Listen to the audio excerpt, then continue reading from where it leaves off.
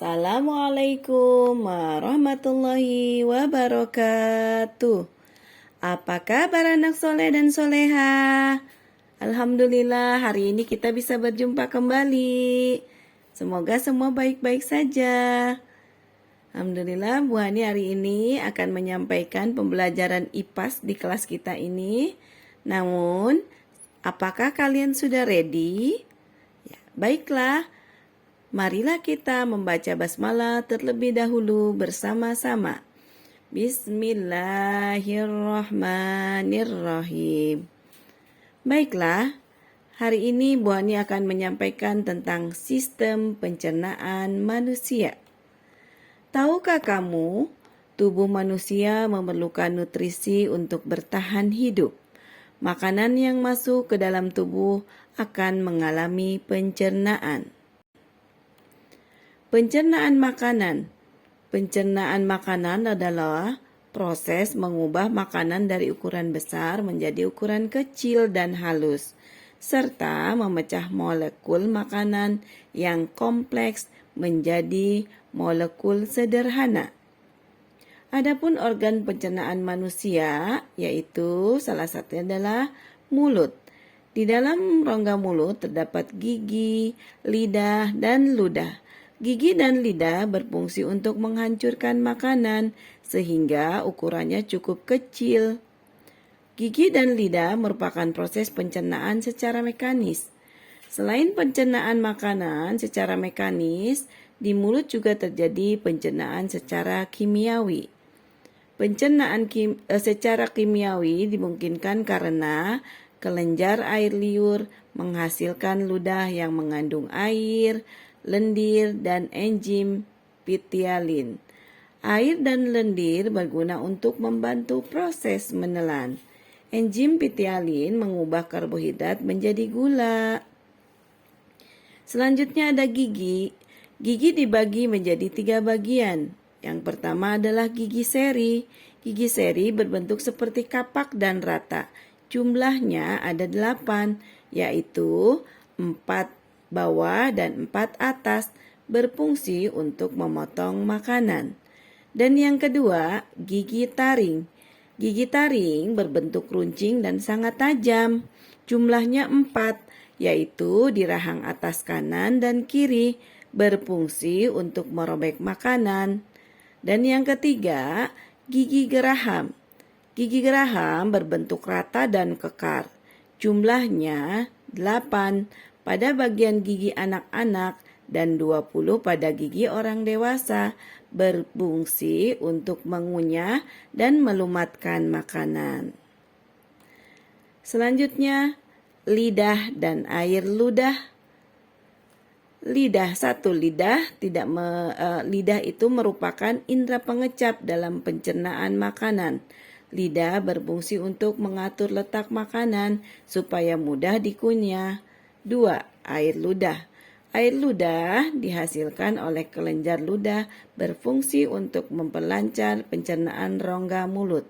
Dan juga lidah sebagai perasa, yaitu di bagian belakang rasa pahit, di tengah-tengah rasa asam, kemudian ke depan rasa asin, dan paling ujung adalah perasa manis.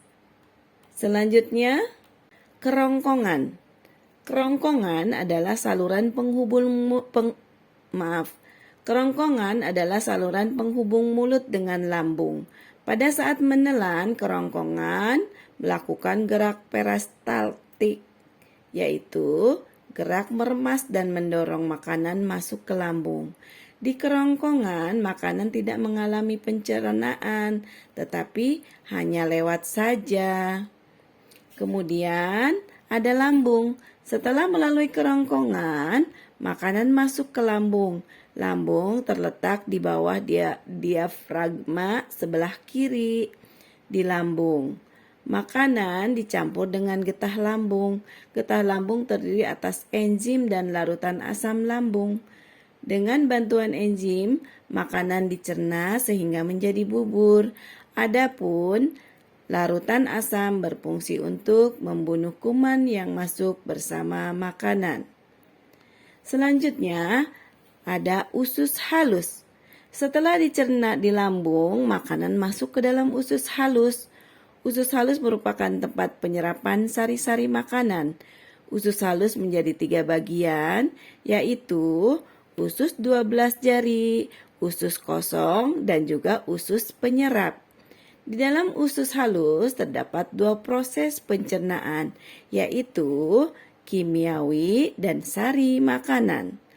A. Usus 12 jari. Di usus 12 jari, pencernaan makanan dilanjutkan dengan bantuan getah pankreas. Dengan bantuan getah pankreas dan empedu.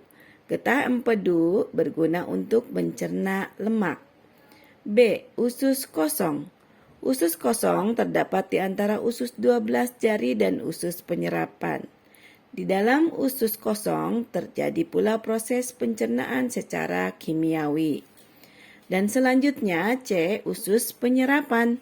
Usus penyerapan adalah tempat penyerapan sari-sari makanan. Di dalam usus penyerapan terdapat bagian yang disebut dengan villi, yaitu mengandung pembuluh darah.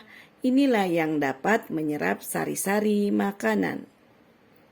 Setelah usus halus, kemudian ada usus besar. Setelah sari-sarinya diserap di usus halus, sisa makanan masuk ke dalam usus besar. Usus besar dibagi menjadi 3 bagian, yaitu usus besar naik, usus besar melintang, dan usus besar turun. Di usus besar, sisa makanan mengalami pembusukan. Makanan yang telah busuk kembali diserap air dan mineralnya. Proses ini terjadi dengan bantuan bakteri E. coli. Dengan bantuan bakteri tersebut terbentuklah vitamin K. Usus besar juga berguna untuk mengatur jumlah air dalam sisa-sisa makanan. Sisa makanan atau ampas makanan tidak diolah lagi. Ampas makanan disebut dengan fases atau tinja. Selanjutnya yang terakhir dalam organ pencernaan manusia yaitu anus. Anus merupakan tahapan akhir dari pencernaan di dalam anus. Pencernaan. Di dalam anus terdapat otot yang dapat menahan fases atau tinja agar tidak keluar dari rektum jika belum saatnya. Nah, demikianlah materi yang Ibu Hani sampaikan tentang pencernaan pada manusia dengan organ-organnya tadi yang sudah diterangkan. Semoga kalian bisa memahaminya dan insya Allah lanjut kita mengerjakan tugas yang akan nanti disampaikan setelah ini. Untuk itu, Bu Hani ucapkan terima kasih dan kita akan langsung mengerjakan pekerjaan yang tadi kita sudah bahas. Itu, terima kasih. Sampai jumpa di pembelajaran berikutnya. Wassalamualaikum warahmatullahi wabarakatuh.